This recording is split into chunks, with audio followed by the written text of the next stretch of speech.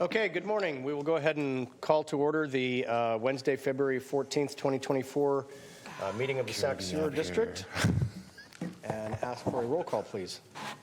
Member Aquino? Here. Karpinski-Costa? Present. Desmond? Here. Kaplan?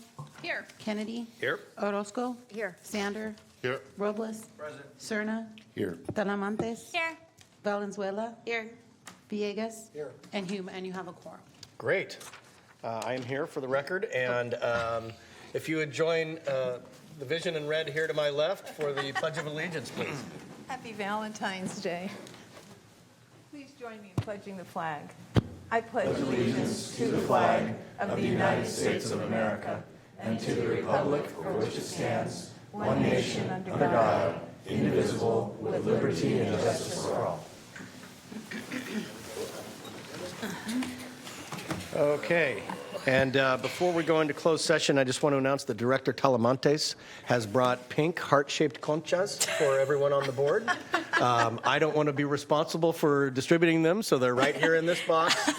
My waistline hopes that you will take as many of these as you possibly can. Director Talamantes, did you have anything to add? No, just it's an early morning and it's Valentine's Day, so why not? It's a calorie-free day for all of us. We could break the diet. All right. Very good. Thank you. Clerk, would you please read the Metro Cable statement and the public comment procedures? This meeting of the Sacramento Area Sewer District is being broadcast live on Metro Cable 14, the local government affairs channel on the Comcast Consolidated Communications and AT&T Uverse cable systems. This meeting is closed captioned and live streamed at metro14live.saccounty.gov. Today's meeting will replay Sunday, February 18th at 9 a.m. on Channel 14. This meeting can also be viewed at youtube.com/Metro Cable 14.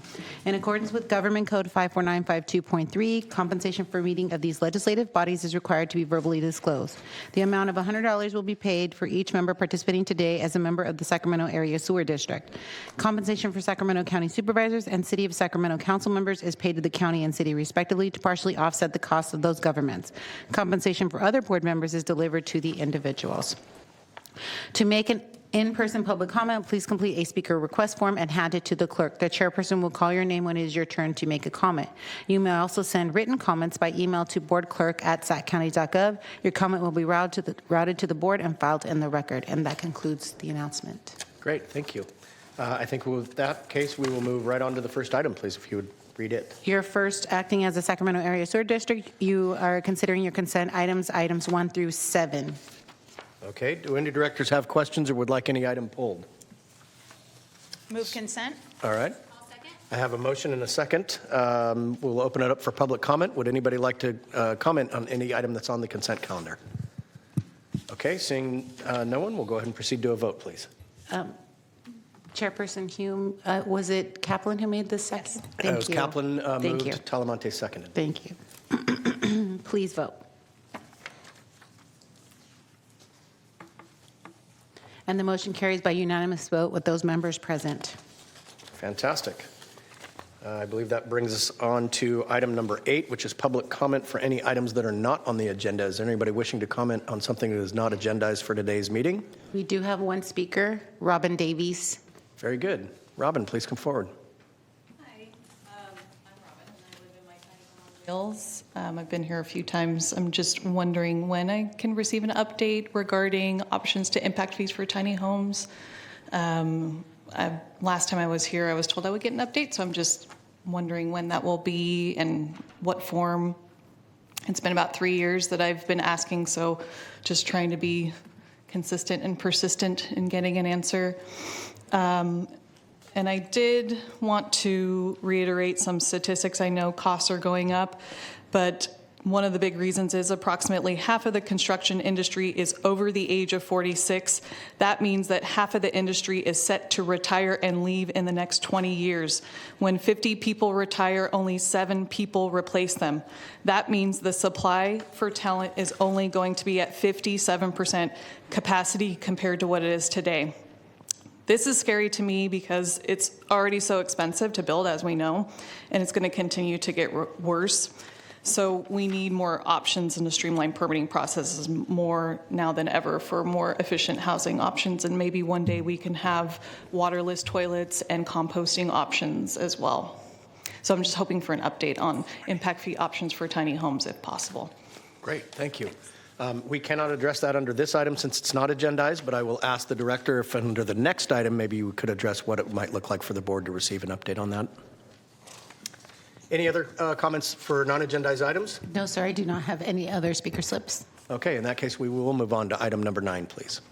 Item number 9 is the miscellaneous director and district engineer matters. Shall I go ahead and start with that? Sure. So I'm going to actually ask Mike Hewitt to give us a brief update, but we did reach out to the city of West Sacramento because Ms. Davis did refer to some changes that were happening in the city of West Sacramento, and we found that they haven't happened yet.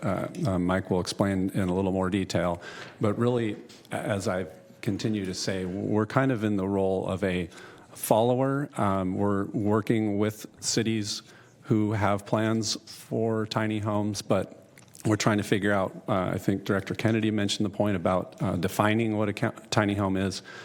We need to have those in place, and then so we're happy to work with the cities and the counties, but really we need them to be in the lead. So we're continuing to do that, and I'll let Mike jump in a little bit. Yeah, good morning, Chair, members of the board. Just to add on what Christoph has said, we've been coordinating with the West Sacramento. They are going through an ordinance update and addressing the tiny homes and what they mean, how they're defined. And I believe they're in that process. I believe they're expecting to have a new ordinance update this year sometime. And they're also at the same time in a parallel effort working on an impact fee study as well. And so we're in coordination with West Sacramento on both fronts to understand what tiny homes means and also how maybe impact fees could be set if differently for tiny homes. We're also working with the county of Sacramento to understand what they have done as far as implementing the design and implementation process of ADUs as well, and how they might relate to the tiny homes. And we'll follow up with Robin here shortly. Great. Okay. Any other matters, sir? Just a couple of quick ones. Wanted to note that the Harvest Water construction actually started this week. There was physically, I saw a picture of pavement being cut, so it's starting to happen. That was on Bruceville Road, a little south of the city. We should be delivering water in about 3 years. There should be water headed south, so it's really good news. And also wanted to mention that our February 28th board meeting is canceled, so our next meeting will be on March 13th. That's it. Okay, thank you. Any director comments or matters at this time? No? Okay. Well, note Director Suen has arrived, the earliest he's ever been late, so that's good. On to item number 10, please. Number 10, you are establishing a staffing and support services committee. That's me again. So this is a suggestion that was given to me a while back, and I've been thinking it through and always thinking of it from the perspective that there's kind of diminishing returns as we're getting closer and closer to the separation. And, the issues, hopefully, we're getting resolved.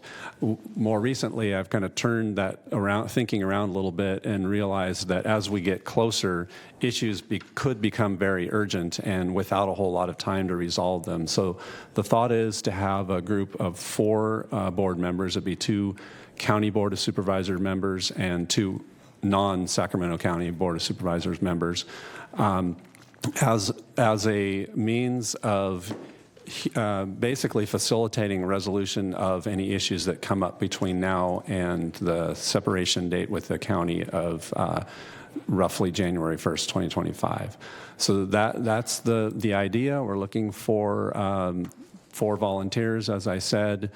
I think there would be at least one meeting. I think we would kick it off with some establishing protocol and probably go through from the county perspective and from the district perspective, what are the significant issues that are out there that may come to, become issues. And then from there, we would hope to not have any further meetings, but at least we would have that as an option in case we need to get some resolution. Okay, so other than Director Talamantes, I've counted the number of conchas in this box. Whoever comes closest without going over gets their choice of whether they want to serve or not serve. Okay, so we have, yes, you as well? All right, so we have Director Vegas and Director Talamantes have volunteered. Anybody else that's not a county supervisor for Sacramento County wishing to throw their hat in the ring? Okay, then that brings us to the county supervisors. 2. That's my guess. Oh, that's your guess? He saw inside the box and picked just about the farthest number he could. I just want everybody to know that. Okay, so Director Desmond is willing, and I'm willing unless there's, no? Okay, then we have the 4 identified. Anybody wish to comment on this item? Do they think these are good choices, bad choices? No? Okay, all right. We have a Thank you. committee. Great, thank you. On to item number 11, please. We need a vote. Do we need we need a We vote? don't need a vote? Okay, we don't need a vote. Thank you. Okay. Sorry. Item number 11, contract number 6033, award of design build contract for the biogeneration facility project.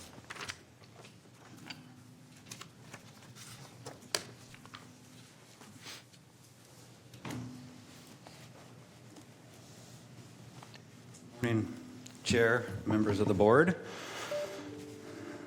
I'm Steve Nabozic, and today I'm going to be updating you on the biogeneration facility project as we transition out of procurement and shift towards design and construction. Am I coming in all right for you guys? Who would have thought that we'd be here on Valentine's Day? Starting this relationship. Starting this. So, I'm going to provide a project overview, get into some detail on the cost and the schedule. I'll also speak to what our renewable energy portfolio is going to look like once this project is built. And at the end of the presentation, I will be making the recommendation to your board to award the contract to Amoresco.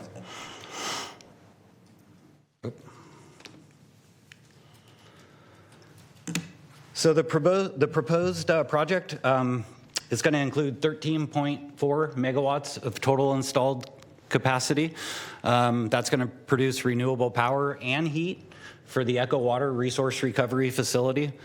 We're going to provide that capacity with 4 2.65 megawatt internal combustion engines and 1 2.8 megawatt fuel cell. We've also kept the door open for future hydrogen considerations with fuel cell energies, tri-generation capabilities. I think it's also noteworthy to share that this project does include a community workforce and training agreement. That will specify how labor is provided throughout the construction of the project. This was something we talked about pretty early on in the project. The board had a debate with both sides of the issue back in December of 2021 and landed with the direction for us to include that in this project, and we have. That's in the posted board materials and was also available when we released the request for qualifications on our website back in, October of 2022 is when we kicked off the request for qualifications. With that said, it's taken about 4 years and a couple of tries for us to actually get here with this topic today. And we appreciate your board's input as we've continued to make progress towards today. So this is, I seem to bring one of these slides every time I come talk with you guys. This is the slide that has a lot to unpack today. So just bear with me as I kind of walk through this. As always, you're welcome to stop at any time with questions. Stop me at any time. So the contract price has 3 main components. We have the design build price, we have the extended commissioning price, and then we have the long-term service agreement pricing. The design build price is about $130 million. It's, you're paying for the design and construction of the facility. It's as simple as that. It's a fixed price. We are going to be moving quickly. This is an equipment-heavy project. There's over $40 million worth of equipment to order. There's a lot of design to do, so we can meet some deadlines for some pretty good funding opportunities that I'll be talking about in a minute. So we anticipate probably spending north of $25 million just in the remainder of this fiscal year. We are going to be moving fast. The second price component, the extended commissioning price, that's $1.4 million. And so Ameresco is going to come in, they're going to design this thing, they're going to build this thing, and we're going to award them a milestone of substantial completion when they get to a certain point. At that point, they're going to operate this facility for a year. They have a number of performance targets that they have to prove out. There's also, there's liquidated damages if they don't prove out the performance target. There's liquidated damages associated with schedule. But this is the year, during this year, Ameresco is going to show us that they've delivered and this thing works. What I want to make sure to point out is those two pricing components have not changed since we received proposals in September. Or we received them in July, but we talked to your board in September. Your board emphasized the expectation with the fixed price design build procurement that we ran, that we had come back with that fixed price. And I want to, we worked hard on it, and we've achieved that. And we've done that without altering the risk profile. Liquidated damages for both schedule and performance, as well as total limitations of liability on the contract, are unchanged from the original proposal that went out in March of 23. With that said, the final pricing component is the long-term service agreements. We have one with each of the main service providers. So we have one with the engine manufacturer, with the fuel cell manufacturer, and also with the gas conditioning manufacturer. Those are 10-year agreements. Ameresco is going to execute year one. That is the $6.7 million you see as part of this contract. And we've worked to reassign, we'll work with, and we were part of the negotiations to lock in our long-term pricing on those service agreements. They'll be reassigned to Sac Sewer at the end of year one when the project is meets final completion and is handed over to us.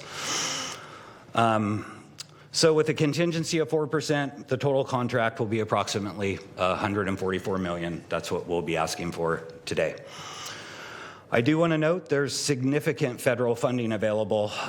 It's called the Inflation Reduction Act, or IRA. Represents up to 40% of that contract price, so north of $50 million.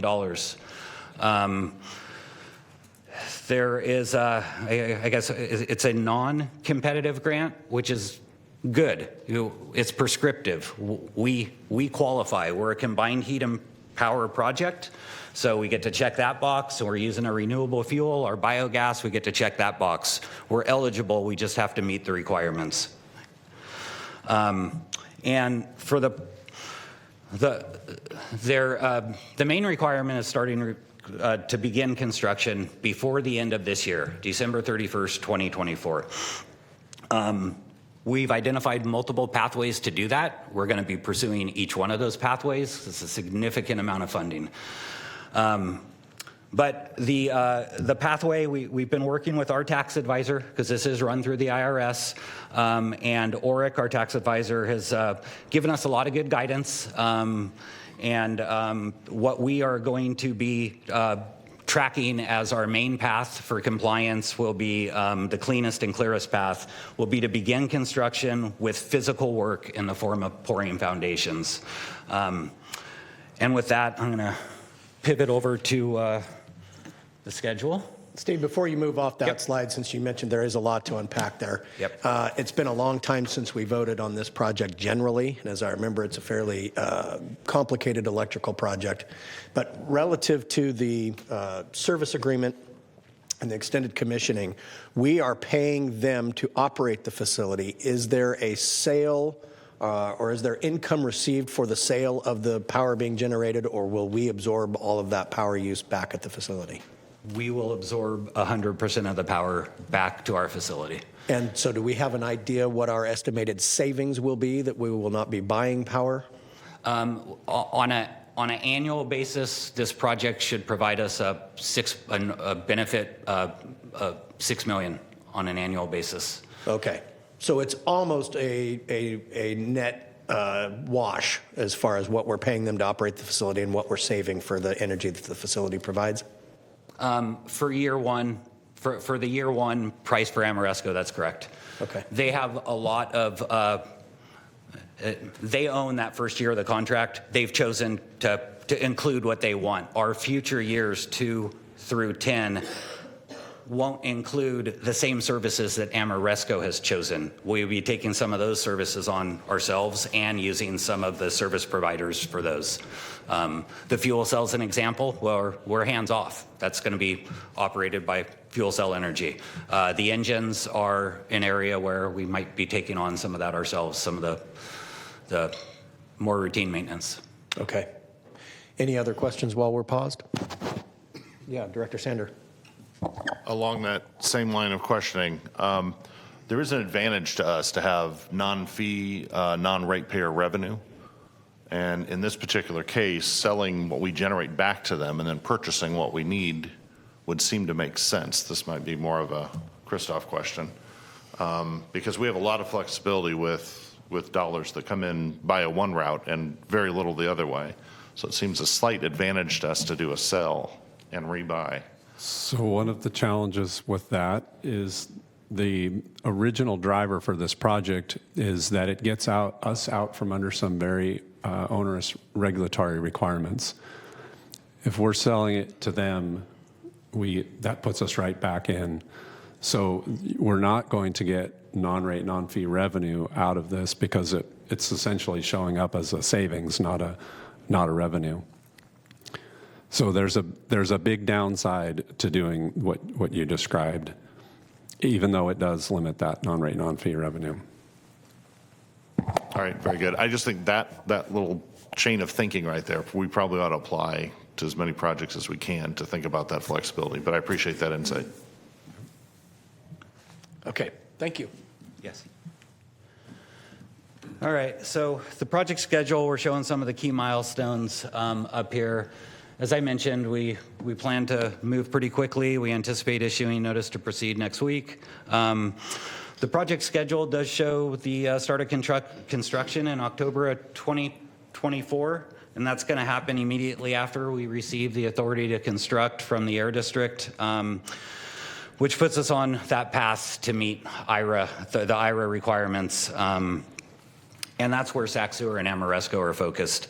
I'm going to point out that Sac Sewer is responsible for securing the air permit or the authority to construct from the local air district. This is it's one of the larger risk items, and we purposely chose to keep this one in-house where we could control it better. We've already submitted air permit applications for both engines and fuel cell to the Air District, and we have a completeness determination on the engines already. We're working for that on the fuel cells right now. But bottom line is, it puts us on the right path to meeting that item that we own. Substantial completion is scheduled for July of 2026, and after that year of operation by Amoresco, final completion is scheduled for July of 2027. Chair, quick question. Yes, please. Just for clarification of anybody watching or going to go back and look at this, can you just say what the difference between substantial completion and final completion is? Substantial completion is the point where the facility's been designed and constructed, and we get to where they're going to commission and turn the thing on. And they have a little bit of time once they commission the facility to get it up running and operating. And then they're going to ask for substantial completion. We would grant, if they've met their targets, we'll grant substantial completion. That kicks off the time clock where they have 9 months to operate that facility in a calendar year and prove out all the performance requirements that we've laid out. At the end of that period, if they've met the performance requirements, we provide final completion and take the keys, the project, that phase of the project's over. If they haven't met their performance targets, there's liquidated damages. So we would look at the performance liquidated damages, we'd look at the schedule, whatever we're talking about, we'd consider liquidated damages.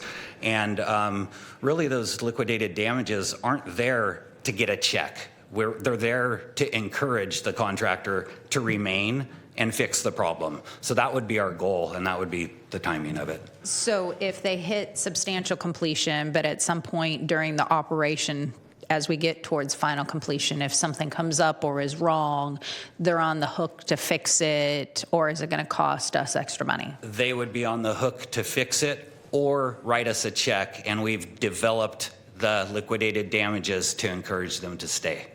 And then on final completion, and they give us the keys, are there warranties on items for a certain length of time for how they're supposed to work? Yeah, there is. We've kept a bumper to bumper, if you want to compare it to a car, on the fuel cells. Just because of our previous discussions on them, right? So, and then, we discussed, and there's significant costs to keep that on the engines. And we talked with our experts, with Brown and Caldwell, the owner advisor team, and really the chances of a major flaw happening with that equipment, it's going to happen while we are covered in the first, Ameresco's first year, and we can keep ourselves covered for our year. We've left that option open, even though we haven't purchased our year yet. So it's kind of been a mixed bag on how we've applied the warranties, but yes, we are protecting ourselves. We're doing the best and trying to use apply some common sense. So we're paying for the warranties we think we need, similar like you would if you're purchasing something major for your house. Okay, thank you. Yeah. Great questions. Thank you. Any other questions at this point? Okay. All right, we're almost through it. This is the last slide, I think, before we get to recommendations. So, and this is a good one. This tells a good story.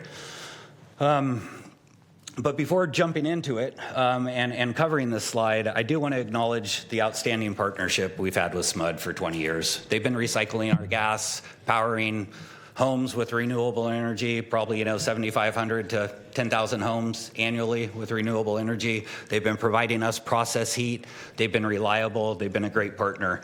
I also want to point out that we remain thoroughly engaged with them. We have co-located facilities. They have plans for their Carson facility. We have needs still. We continue talking. We've already had multiple meetings about our next phase of partnership this year. But with that said, this slide represents the Echo Water facility's estimated renewable energy portfolio once Biogen is operational. So I'm going to use some caveats. My biggest one is this is kind of shown for a typical year, and I'll follow that with this is like our energy use years follow water years. There is no typical year. But that said, in a typical year, we think Biogen will produce about 60% of our annual use when we start this thing and we're using it. We already have a contractual arrangement with SMUD. They provide, we've committed to 20 years of solar shares. That's worth about 25% of our energy. We have the solar array on site. That'll be worth about 5%. So all in all, on an average year, not a lot of pumps running extra from a severe rain year or something like that. We do feel that we're going to be, once this thing gets kicked off, we're going to be producing about 90% of our energy will be renewable that's coming into the plant. And then you look at the mix of the other energy coming from SMUD. Couldn't have a better energy provider. SMUD does good things. They're way ahead of where other utilities are in the state as far as renewable energy content. But I do want to note that Biogen number comes with it's a reasonable number, but it does require some moderate achievable improvements to how we're running our organics program right now, and very simple, some very simple things, adjustments that we're going to make to increase our gas production a little bit, to get us up to where we're comfortable saying 60% biogen can cover. And the other thing, just to make sure, this is for the Echo Water facility. It's not our collection system, the small pipes. It's not our corporation yards. I'm tying this use to the meter because we are kind of handcuffed to how much we can produce on site until we work out some future partnerships with SMUD. And those will be in the discussions. So with all that said, if there aren't any questions or discussion, our staff recommends that your board approve the selection of Ameresco to provide design build, extended commissioning, and transitional operation and maintenance services, and adopt the resolution authorizing the district engineer to execute the design build agreement. Okay. We do have some directors queuing up here for questions, but I just want to lead off by saying really appreciate your work on this, Steve. I think you've been very level-headed throughout this process, and even with a little bit of conflicting direction from the board, it's a big day to come to this moment, so thank you. Thank you. Director Cerna. Thank you, Chair. I'm certainly happy to move the item, but I did have a question, Steve. I want to make sure I understand. Did I hear you correctly suggesting that there will be a separate independent contractor responsible for gas conditioning? No, we're going to own. We'll own the equipment, all the equipment we purchase. We have a for the gas conditioning, we will have somebody that's monitoring the media a couple times a year and providing us with feedback on media changeouts and things like that. But this is the system that Ameresco and Fuel Cell Energy will, And that'll design. be a responsibility both for use in the engines and fuel cells? There is a main system that will feed the engines, and then Fuel Cell will design an adder. It's my understanding at this point, because we haven't jumped into design yet, but the fuel cell system will then have an adder because they are a little bit more sensitive to the siloxanes and things like that. And that's why I'm asking the question, because if I recall correctly, I believe the fuel cell technology relies heavily on the nature, the condition, the cleanliness of the gas. Is that correct? That is correct. Okay. Thank you. Thank you. Director Villegas. Thank you, Mr. Chair. I'm not sure if this mic is on or not. There we go. All right. So, Steve, I noticed in the RFP, one of the weighted scoring components under the timeline, given all the discussions we've had thus far, how critical the timeline is because we've got a federal grant. There's a lot that's gone into it. It's been delayed. Not say delayed. Well, it's been delayed. And so here we are. So the timeline is important. Otherwise, we run the risk of losing potentially up to $50 million from my understanding. In the scoring, the timeline under the DB contract, the weighted component, although it was only 15% of the total score, Ameresco scored lowest. And so I'm wondering, are you comfortable, or is there anybody here with Ameresco that can speak about the timeline? Because, our costs are going up. We are underway with a Prop 218, asking the voters to, consider or digest the fact that we are likely to increase costs for our ratepayers. And so, and this is a big deal, right? One of our strategic policy initiatives is to continue to be good stewards. And the graphic that you just described with 60% biogen, that's going to be a big deal going into the future. And I worry a little bit, in light of the fact that we've been delayed, that I just would like to have some degree of assurances that the timeline that we are under, because I've heard you repeatedly say that it's critical and that we are aggressive. Yeah. To what extent are you comfortable, or is there anybody here that can represent that? Because under that scoring module there, they were not the highest score. In fact, they were the lowest of the three applicants. Your board is always very thorough. I can't prepare for all these questions, but I do have a response. Okay. We talked about this, and it was a focus for the first couple months of our discussions after the initial scoring with Amoresco, because we shared the same concern. We wanted to make sure that they shared the importance level of receiving this funding, and really what makes this project work. It makes it a no-brainer. But we can't promise it, right? So we have to do our best and make your board comfortable and eliminate the risk the best way we can. So I did a little boasting about where we held firm: liquidated damages, limitations of liability, what we held to keep the risk profile where we were comfortable, to keep the procurement, true. But where we've given a little bit of concession is because it's equipment heavy, we're freeing up some money for Amoresco. We're allowing them. We're gonna allow when they purchase equipment. Usually our standards will allow for up to 60% of that to be billed to us. We're giving them 65. We have given them a little bit of upfront money after the notice to proceed, so they can put a crew of folks on this and really kickstart things. So between the bonds and some additional IRA funding, part of about $3 million of that $144 million is being let out the door earlier than we would. So we have listened to Amoresco. We've combined on the pathways, so we're not just focused on the one I focused on. We're focused on 3 pathways to achieve this, and we've actually done some things within the contract to free up them a little bit to hopefully get them kickstarted to make ground faster. Yeah.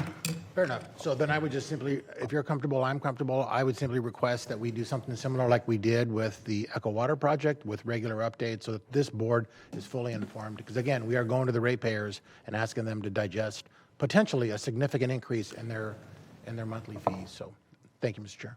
I think that's a great suggestion. Any other comments from directors at this point? Okay, I'll go ahead and open public comment then. We do have one person signed up to speak, Mr. Markison.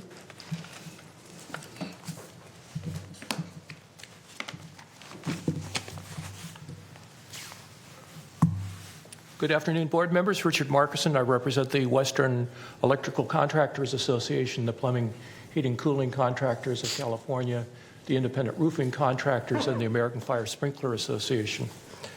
My question for you is, why has it taken 4 years to reach the point of being ready to execute a contract? And I would offer it is your euphemistically called Community Workforce and Training Agreement.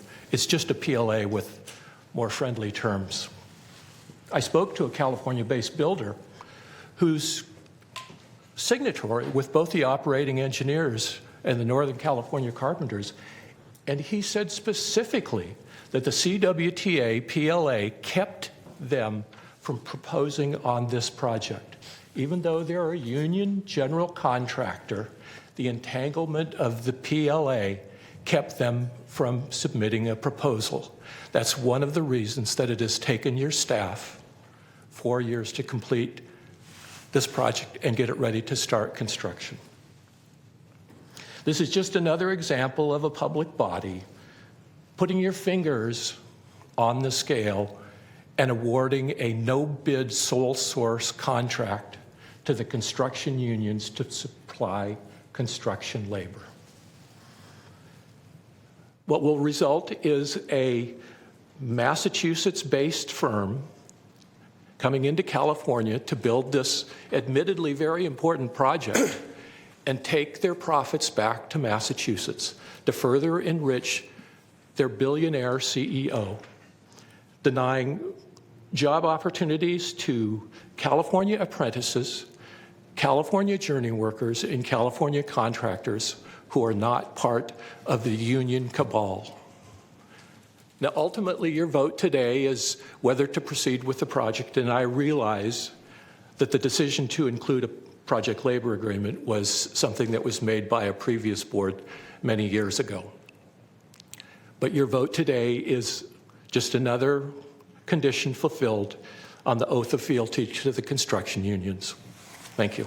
Thank you, Mr. Markison. Thank you, Mr. Markison. Next speaker is Nick Avdis. Mr. Chair, members of the Sanitation Board, thank you. Nick Abdis on behalf of Abdis and Cucci, representing Fuel Cell Energy. I will just want to say that it's been a long road. It's a momentous day to have this before you and the staff recommendation. We're very proud of the fuel cell component and what it represents for our decarbonization efforts in the region. It is a huge step. So I want to thank staff and I want to thank you. And obviously we're here to answer any questions on the fuel cell side of it, but thanks again. Okay, thank you.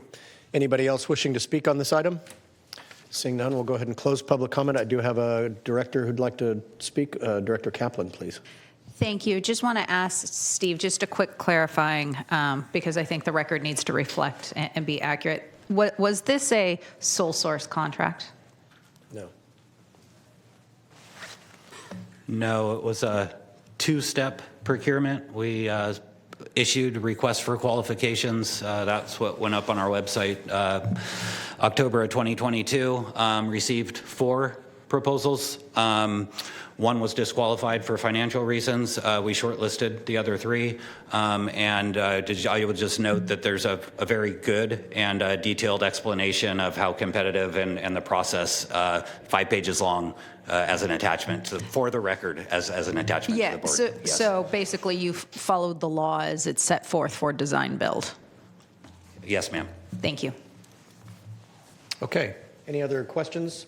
I do have a motion from Director Cerna, and I have a second from Director Kaplan. Do we need to include the piece about bringing back regular updates as we proceed on this project? You can. That's part of the direction that you've already given, so that. So it's just direction, doesn't need to be included in the motion? All right, in that case, I say we have a regularly motion and a second.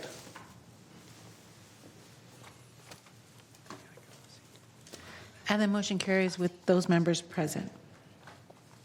Very good. Thank you. And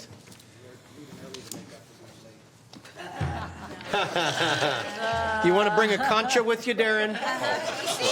You've earned one, buddy. Come on back and get your concha. Happy Valentine's Day to him. All right, the rest is communications received and filed. Before we devolve into any more jocularity, there are conchas available here. And have a great Valentine's Day, everyone. Wow.